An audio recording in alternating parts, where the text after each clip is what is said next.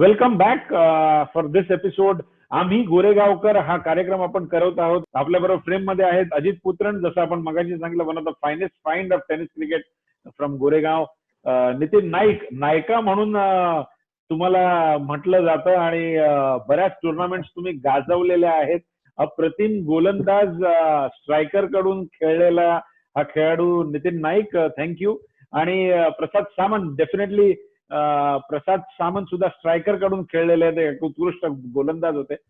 प्रसाद, striker टीमची काही वैशिष्ट्य आम्हाला तुमच्याकडून ऐकून घ्यायची आहेत. स्ट्रायकर्स मला आठवत आहे की साधारणपणे 78-79 साल असेल ते.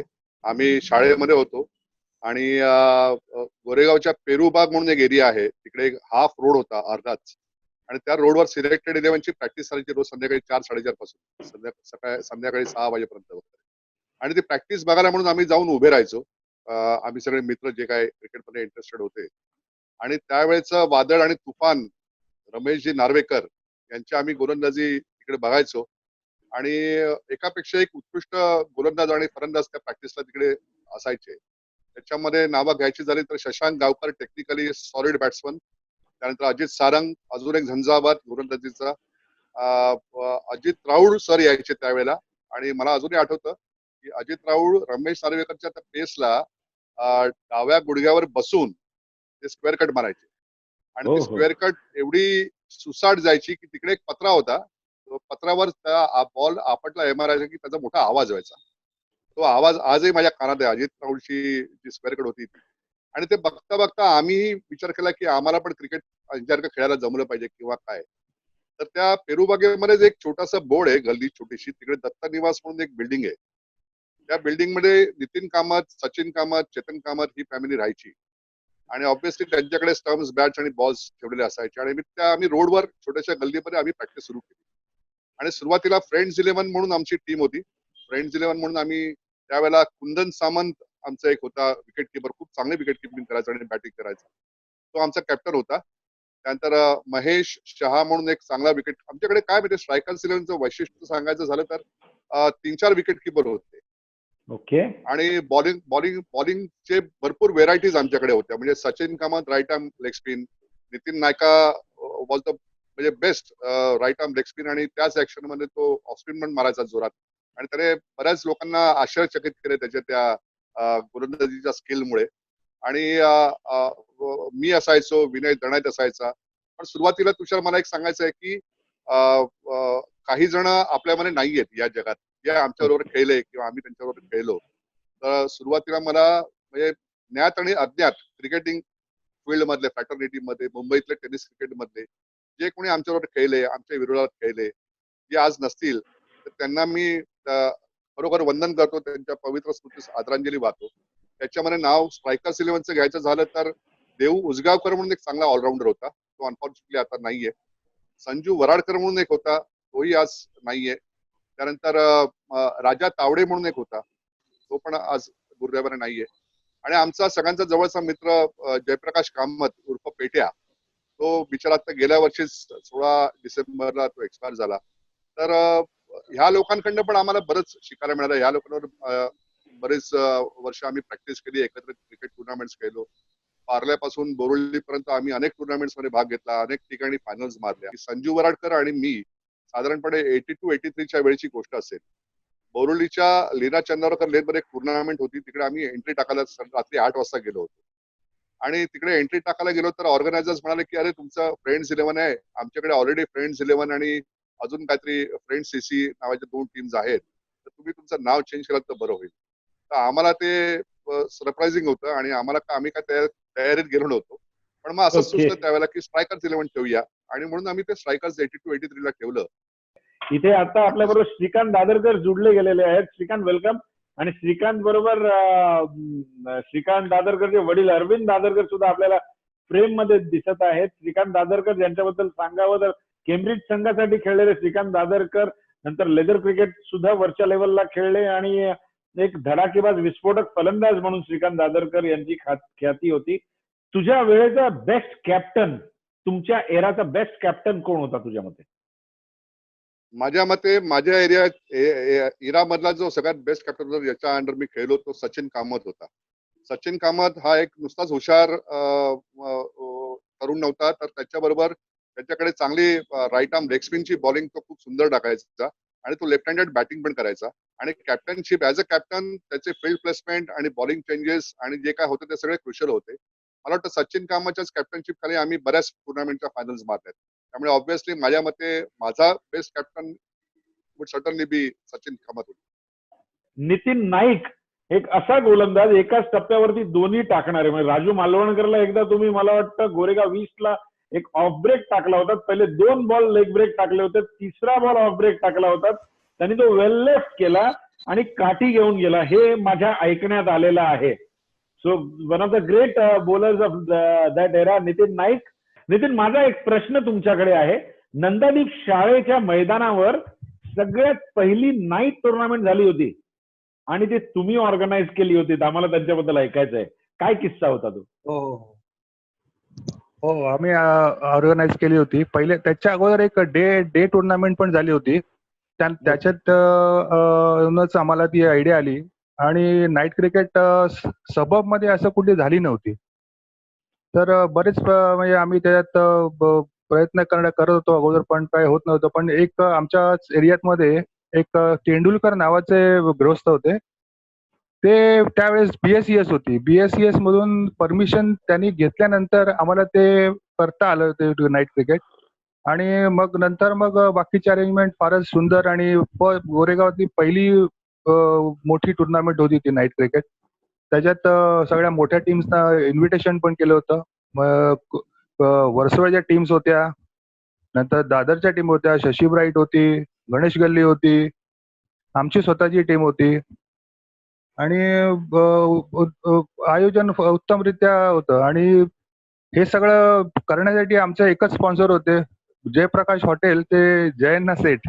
84-85 ला ऍक्च्युली ती टुर्नामेंट आम्ही केली. त्याच्यात 11,000 आणि 8,000 रुपये प्राइज होती. शशी ब्राईटनीच मारली होती.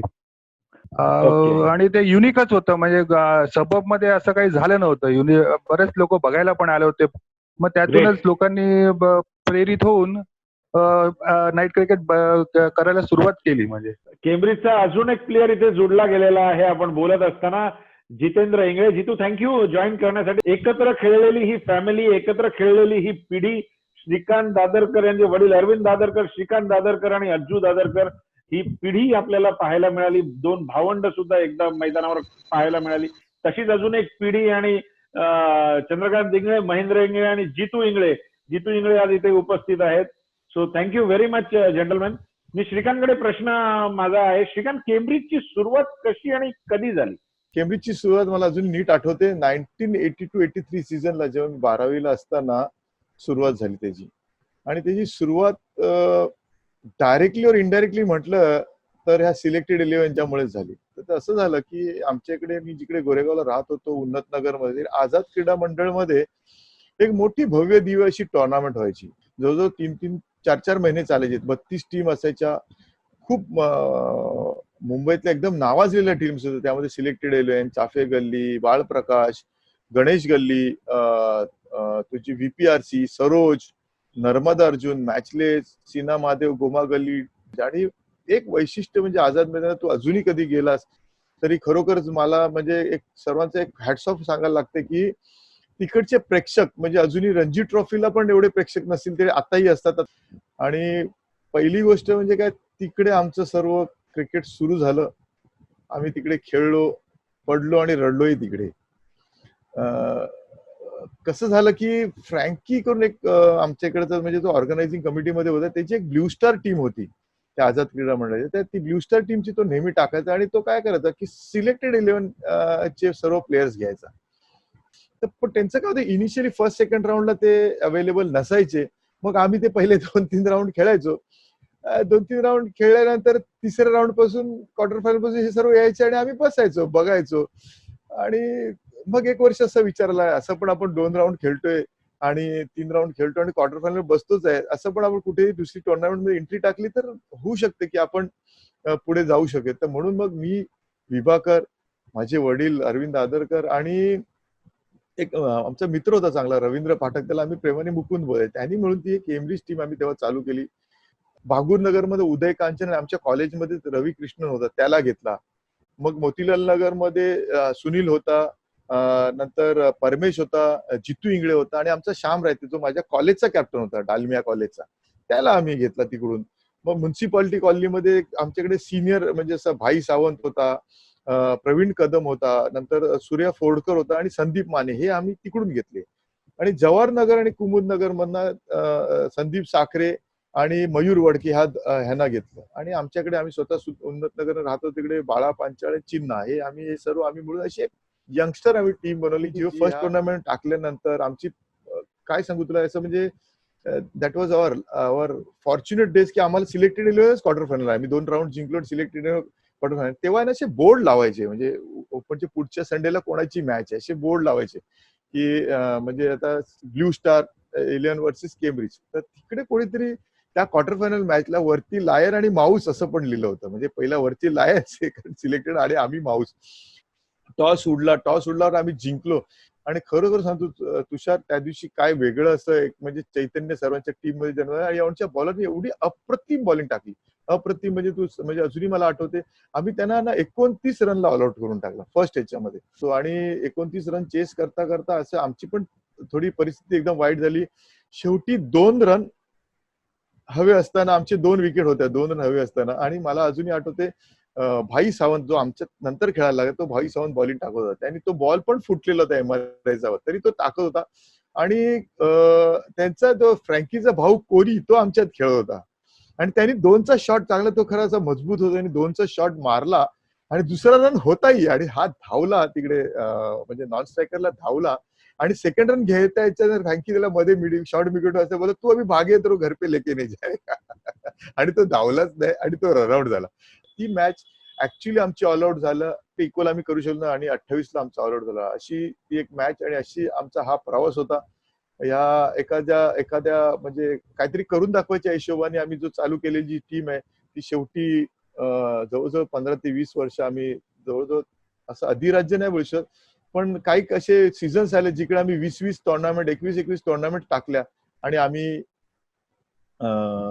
त्यातले 19 टुर्नामेंट जिंकलो. आणि ओके, म्हणजे तुम्ही श्रीकांत दादरकरांनी सांगितलं की केम्ब्रिजचा उगम म्हणजे बगावत झाली. सिलेक्टेड 11 वाल्यांनी केम्ब्रिजच्या प्लेयर्सला खेळायला नाही मिळायचं म्हणून केम्ब्रिजनी बगावत केली आणि हा संघ उभारला. पण डेफिनेटली मला समजू शकतं की गोरेगाव मध्ये एवढे क्रिकेटर्स होते की डेफिनेटली एका टीमची दुसरी पोट टीम ही बनणारच होती आणि तशी केम्ब्रिज तयार झाली.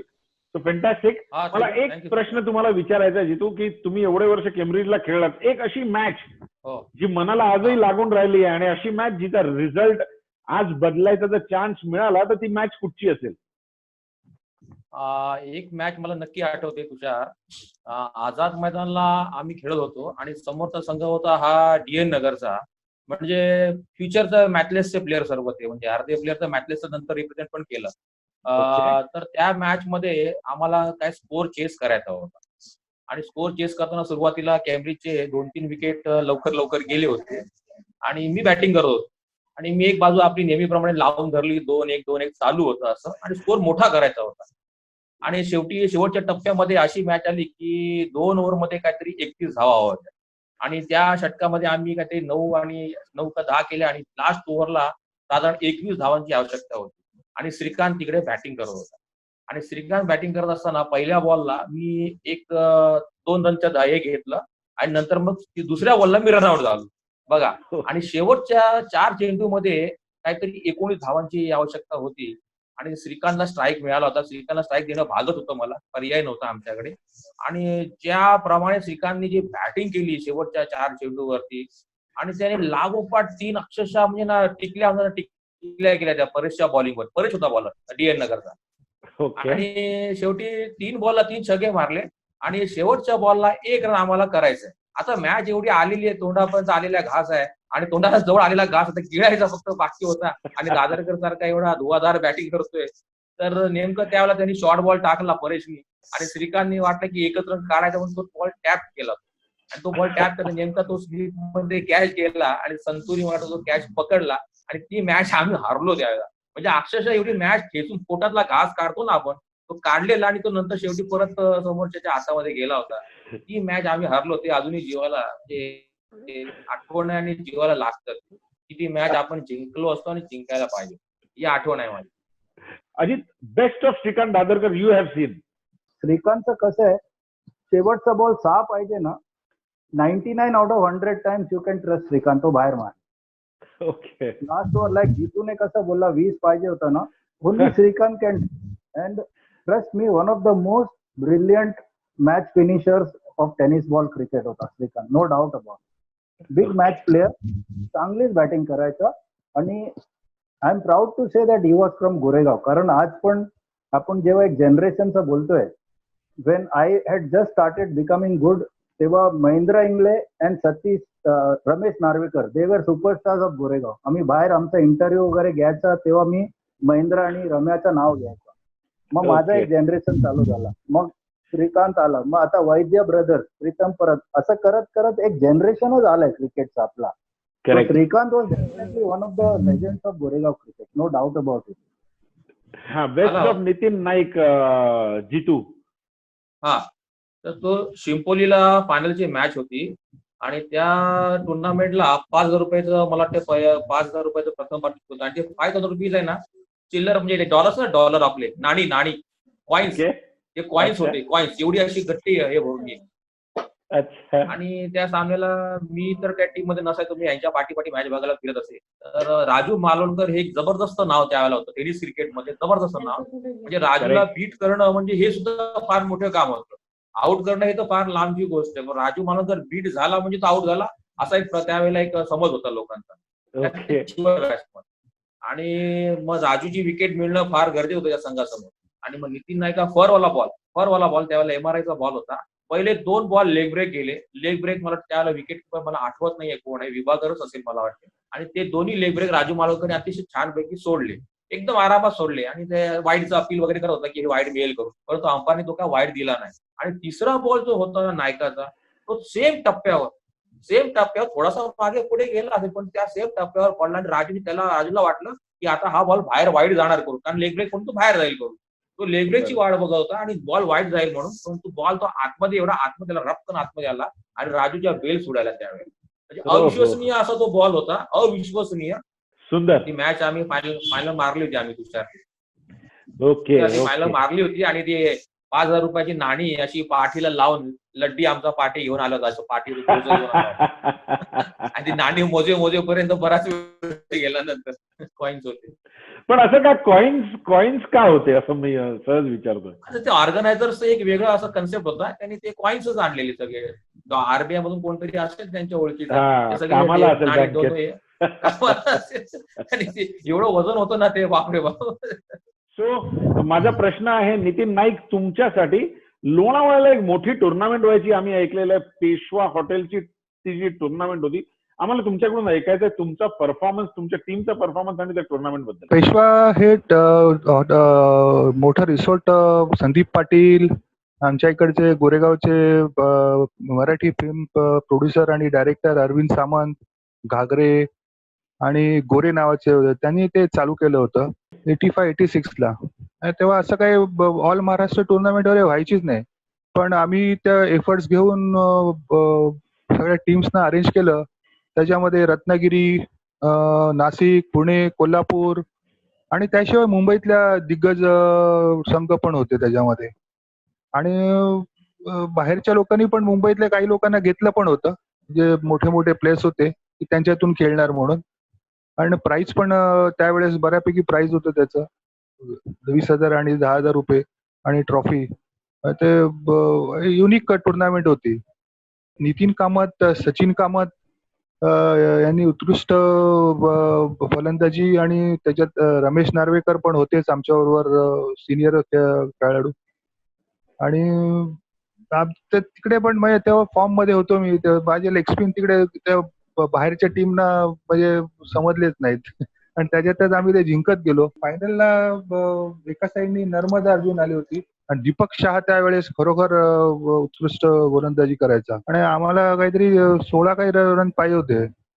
आणि शेवटच्या ओव्हरमध्ये आता दीपक शहाची बॉलिंग, पण रमेश नार्वेकर तिथे होते, तर आम्हाला माझे होप्स होते त्यावेळेस.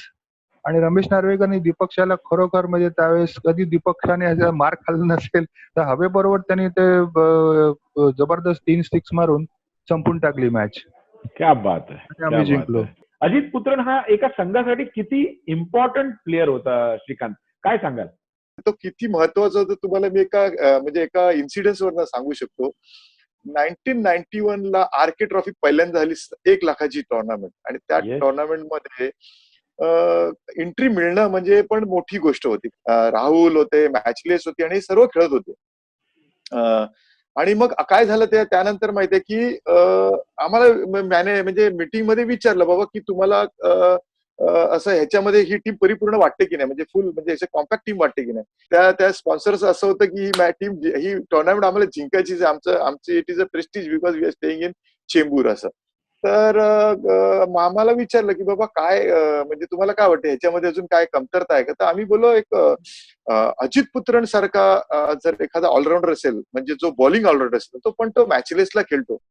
नाही अजित पुत्रण पाहिलं का समजा आपल्यात तो खेळला आणि आम्हाला सर्व आश्चर्याचा धक्का बसला. खेळला म्हणजे काय, नाही तो आपल्यात खेळ, तुम्ही जा, तुम्हाला काय नाही, तो आपल्यात खेळ. आणि मी गोरेगाव राहायचो, अजित गोरेगाव राहायचा, अजितचा फोन नंबर होता, अजितला मी फोन केला, बाबा अजित असं असं झालंय आणि तू आमच्याकडे खेळतोय का. बोला अच्छा छोटे तुझे तो पता है हम लोग मैचलेस को खेलता है. अरे इधर हम लोग कैसा है मैचलेस छोड़ के इधर खेलेगा.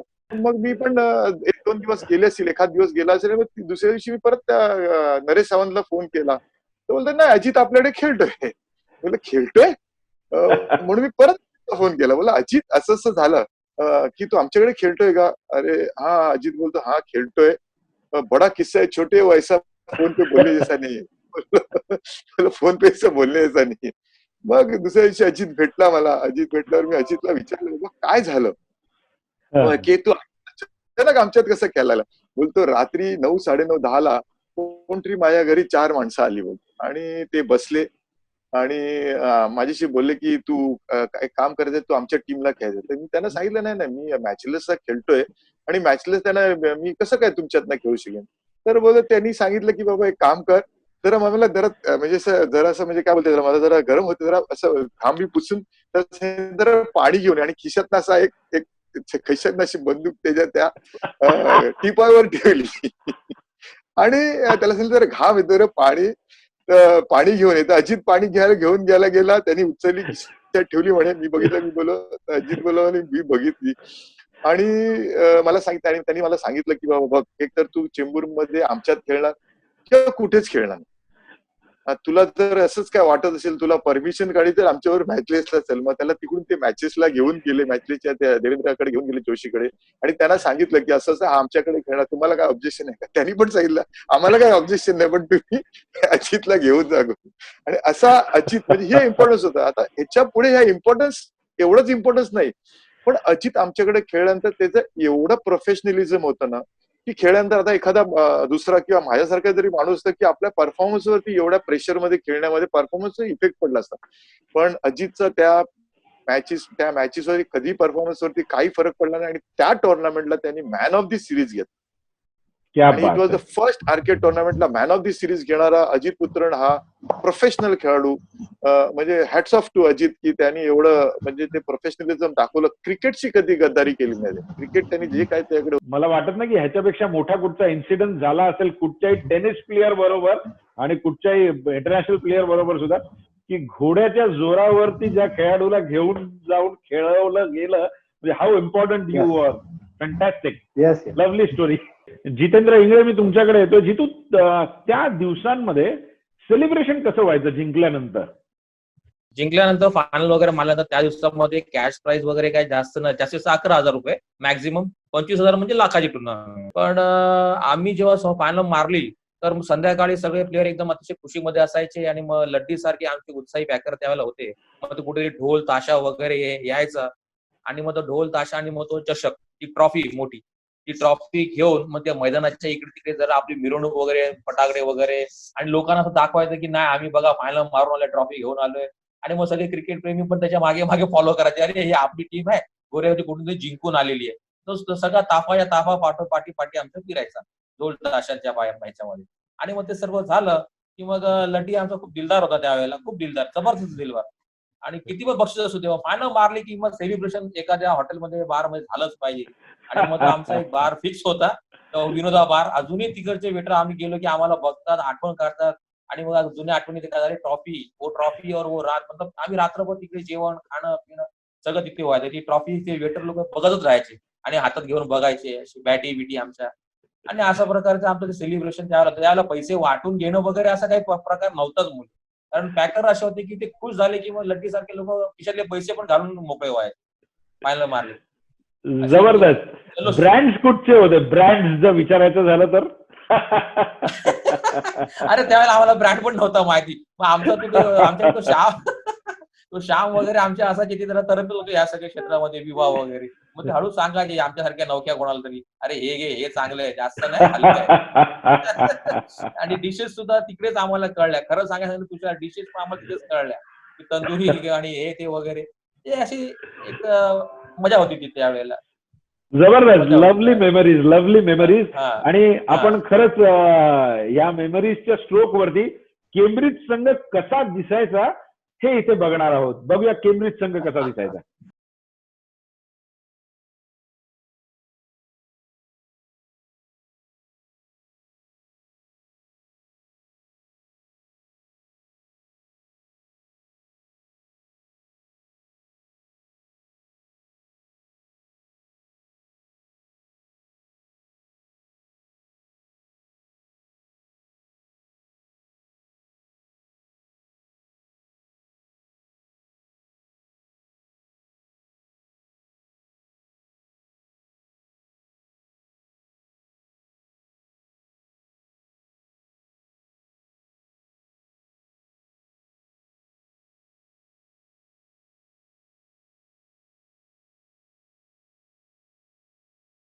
व्यक्तिमत्वाबद्दल इथे मला बोलावंसं वाटतंय आणि ते व्यक्तिमत्व म्हणजे त्यांनी फक्त गोरेगाव क्रिकेटसाठीच हातभार लावला असं नाहीये. मुंबई क्रिकेटसाठी पण त्यांनी खूप चांगला हातभार लावला. पदाधिकारी मुंबई क्रिकेट असोसिएशनचे आणि सगळ्यात महत्वाचं म्हणजे encounter specialist, assistant commissioner of police, ex assistant commissioner of police Iqbal Shaikh ह्यांना सुद्धा गोरेगाव क्रिकेट बद्दल जे सांगायचं आहे ते आपण या क्लिपमध्ये ऐकूया.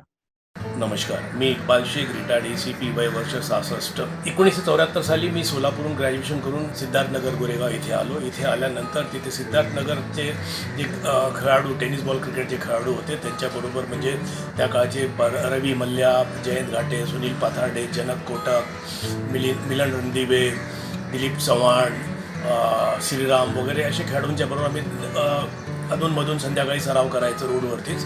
त्यानंतर माझ्या मनात असं आलं की एक रेग्युलर आपली क्रिकेट टीम असावी, म्हणून त्या काळचे नावाजलेले पॅकरच्या नावाने पॅकर्स 11 नावाने एक टीम सुरू केली.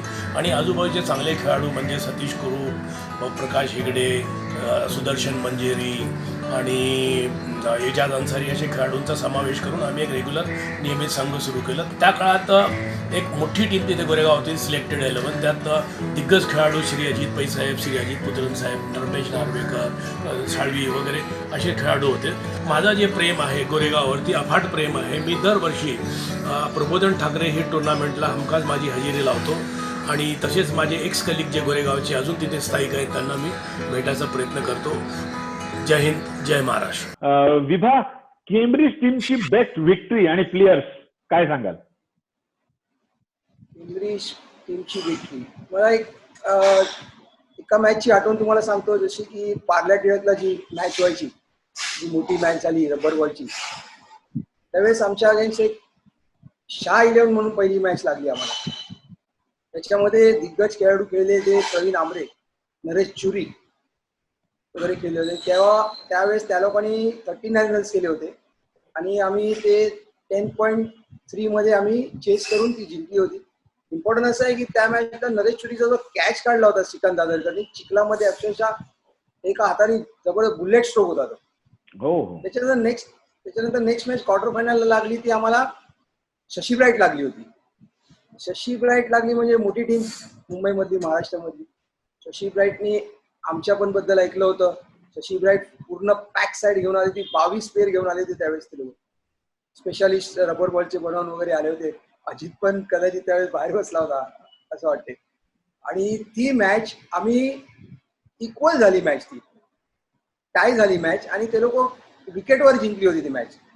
हो. अप्रिशिएटिव्ह होती मॅच. कारण का सांगायचं तर म्हणजे केम्ब्रिज टीम ही पण एक वेगळी स्ट्रॉंग टीम होती. प्लेयरच्या बाबतीत म्हणजे आमच्याकडे काही प्रोफेशनल प्लेयर्स पण खेळले, जसे अजित पुत्रन, ओके. नरेश शानबाग, संदीप दळवी, उमेश मांजरेकर, संतनू गायचो तेव्हा 10वी मध्ये असताना आमच्याकडे खेळायला आला होता पहिला. राजू मालनकर, डेम्या, परत दीपक शाह, नरेश चुरी, अरे परत वा. बाबू पेडणेकर. केम्ब्रिजचं एक नाव पण खूप मोठं होतं. आपण इथे पाहून घेऊया की स्ट्रायकर टीम कशी दिसायची. Champion striker team.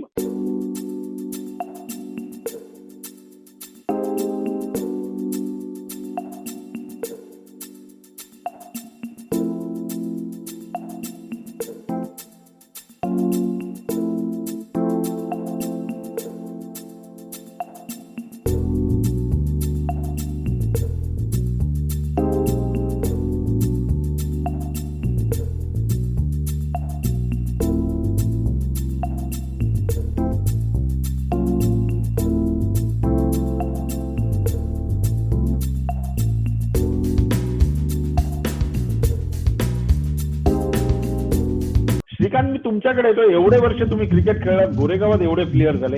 एक असा प्लेयर जो आज आपल्यात नाहीये, असा एखादा प्लेयर तो कोण असेल? आणि जर या व्हिडिओच्या माध्यमातून तुम्हाला त्याच्याशी संवाद साधायला मिळाला तर तुम्ही काय संवाद साधाल?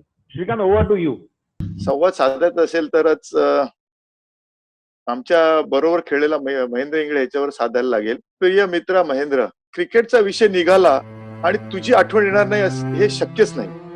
तुझ्यासारखा एक रुबाबदार, स्टायलिश, ग्रेसफुल, एलिगंट, डावखुरा म्हणजे डेव्हिड गॉरचा शैलीचा प्लेअर ज्याच्यावर आम्हाला खेळायला मिळालं आणि त्याला बघायला मिळालं हे आमचं अहोभाग्यच. तू आमचा एक फक्त मित्र नव्हता, पण आमचा एक गुरुही होता. तुझ्या उत्तम मार्गदर्शनामुळे आम्ही आज खरोखरच परिपूर्ण क्रिकेटर झालो. तुला एक आठवण असेल की न्यूझीलंड ऑस्ट्रेलियाला आपण एक मॅच खेळत होतो. मॅचलेस मधले शेखर देशपांडे, आब्या देशपांडे, विनोद देशपांडे त्यांच्यावर मॅच चालू असताना शेवटी त्या सेमीफायनलला असं झालं की आपल्या दोघांची इक्वल झाली.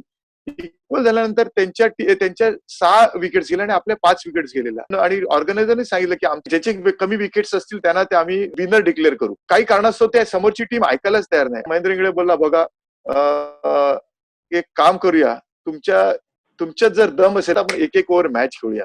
टॉस उडला. टॉस जिंकल्यानंतर आम्ही फिल्डिंग घेतली. 1 ओव्हरची मॅच होती, फिल्डिंग घेतली. महेंद्रने माझ्याकडे बॉल खेचला आणि गजा कुलकर्णीच्या हातात दिला. गजा, हा बॉल घे, आज दाखवायचं तू काय आहेस. म्हणजे ती मॅच तुला आठवत असेल, गजाने त्या मॅच मध्ये एकही बॉल त्यांच्या बॅटला लागून दिला आणि एकच रन झाली त्यांची, पण जिंकलो. म्हणजे ती तुझी जी नशिबावर न सोडता कर्तृत्वावर ते काहीतरी करून दाखवण्याची जी इच्छा होती, जी ते तू आम्हाला शिकवलीस. नेहमी हॅट्स ऑफ मी करू शकतो. अजून एक गोष्ट, तुझ्या आजारपणातही तू मला सांगितलं, अरे ह्या वहिनीनं समजतो की ह्याच्यातनं पण मी निघून जाईन आणि मी तुझ्याकडे कोचिंग करायला येईन आरी भास्करला. आणि ते पण असं नाही की तुला बोलताही येत नव्हतं, तू मला लिहून दिलेलंस की बाबा हे झाल्यानंतर मी तुझ्याकडे कोचिंग करायला येईन. गोरेगावच्या युवा पिढीसाठी काहीतरी करावे ह्याच्यासाठी तू नेहमी झटत होतास हे मला माहिती आहे. कारण तू तेव्हा एक टुर्नामेंट पण ऑर्गनाईज केलेली अंडर 14ची. आणि खरोखरच तुझं हे जे स्वप्न होतं ते आता मी जितूशी बोललो की ते स्वप्न की एखादं प्लॅटफॉर्म आपल्या यंगस्टर मुलांसाठी, गोरेगावच्या मुलांसाठी द्यासाठी आम्ही एक अजून एक टुर्नामेंट ऑर्गनाईज करू आणि हे तुझं स्वप्न पूर्ण करू. खरोखर तू जर तिकडून पाहत असशील तर तुझे आशीर्वाद सदैव आमच्या बरोबर असू दे. आणि सुंदर सुंदर सुंदर पद्धतीने श्रीकांत तुम्ही बोललेला आहात. Ajit, your view point on Mahendra Ingle. Actually मी जुलैला जन्माला आहे 63ला आणि महेंद्र 61ला आहे. He was 2 years. When I was around 17-18 ना, तेव्हा महेंद्र वरचा क्लास होता मुंबईमध्ये. मी अगोदर पण बोललो, महेंद्र आणि Ramesh Narvekar they were superstars from Goregaon, famous all over Mumbai, Maharashtra. Same Mahendra सारखा हॅबिट्स माझे होते. आमचे ऍटिट्यूड होता because we had full talent. तुम्हाला घ्यायचे आहे तर आम्हाला घ्या, नाहीतर झक मारा, we are not bothered. And Mahendra had that attitude. And probably तो जन्माला आला फक्त क्रिकेट खेळायला. He was one of the most stylish and natural cricketers I have ever seen. Goregaon वेस्टला 2 प्लेयर्स होते, एक महेंद्र इंगले, एक नितीन राजे. नितीन राजे टेनिसमध्ये चांगलाच करायचा, बट 4-5 इयर्स. बट महेंद्राचा ते टेन्युअर होता ना, for many years he played cricket at a big level. Sanjay Khelkar एक ईस्टला होता गोरेगावला. Lefties were very few that time. So Correct. Mahindra was an absolute natural. Cover drive झाला पॉइंटला, म्हणजे एकाचा बॉडी लँग्वेज तू बघून ना तुला कळेल की हा ब्रिलियंट क्रिकेटर आहे. Even if he gets 20 odd runs ना, I will just stand there and watch him playing for this 20. आणि पीक मी अजूनही सांगतो, ऍटिट्यूड बद्दल जे झालंय ना, I have face the same problems. 2 वर्ष अगोदर महेंद्राला पण तेच झालं. We could have easily walked into the Mumbai side. वरचा level leather ball player without helmet उभा राहून राजू कुलकर्णी सारखा. Raju Kulkarni quickest bowler in India at that time. 1984-85 quickest bowler in India. 140 वगैरे टाकायचा तो. विदाउट हेल्मेट फ्लॉपी मध्ये उभा राहून मरीन ड्राईव्ह सीफेसला वगैरे 6 मारायचा. राजू तोंडावर आला की राजूला सांगायचं असा, जा जा बॉलिंग टाक, मी तुला घाबरत नाही वगैरे. यु नो आता मला असं after 30 odd years when I sit and think ना, if he had kept quite a bit, त्याचा एक्झाम्पल जर फॉलो नसतं केलं तर मी खेळलो असतो. पण मी I sure admire. Mahendra also माझ्यासाठी हिरो होता. चल ना ऍटिट्यूड जाऊ दे, आपला क्रिकेट आहे ना, तुला वाटेल तर आम्हाला घे. Mahendra at the temperament. But I will definitely say 25 December I went to meet him because आम्हाला न्यूज मिळाला he was not very well. मी आणि चंद्रकांत शिंदे घरी गेलेलो त्याचा. ही वॉज कवर्ड फुल्ली, फक्त तोंड दिसला त्याचा. I just touched his hand and I did not say anything, कारण तो बोलू नाही शकत होता. पण I think if I am not mistaken 2 जानेवारीला he passed away, 1 week after that. And आमच्यासाठी एक गोल्डन एरा ना त्या दिवशी संपला महेंद्र गेला तर. लवली वर्ड्स अँड सिरियसली खूप खूप आम्ही पण ऐकलेलं आहे. So lovely words. आपण आपला 2nd एपिसोड इथे संपवणार आहे. आम्ही गोरेगावकर या सिरीज श्रीकांत दादरकर, अजित पुत्रन, जितू इंगळे, नितीन नाईक, विभाकर वेंगुर्लेकर, अनेक अनेक धन्यवाद. आपला 2nd एपिसोड आपण इथे थांबवतोय. आता पुढे जातोय आपण पुढच्या एपिसोड मध्ये आजच्या नवीन पिढीला भेटायला आम्ही गोरेगावकर या कार्यक्रमामध्ये. ओके, जर तुम्हाला हा एपिसोड आवडला असेल तर नक्की लाईक करा आणि कमेंट बॉक्स मध्ये तुम्ही नक्की कमेंट करा. तुम्ही केलेल्या प्रत्येक कमेंटला रमेश नार्वेकर असू दे, ऋषिकेश वैद्य असू दे, किंवा अजित पुत्रन असू दे, किंवा श्रीकांत दादरकर असू दे, ते तुमच्या कमेंटला प्रतिसाद देतील, रिव्हर्ट करतील, एवढं मी नक्की सांगतो. तर तुम्हाला एखादी क्वेरी असेल तर जरूर कमेंट बॉक्समध्ये कमेंट करा. तुम्हाला प्रत्येक कमेंटचं उत्तर मिळेल हा माझा विश्वास आहे. थँक्यू.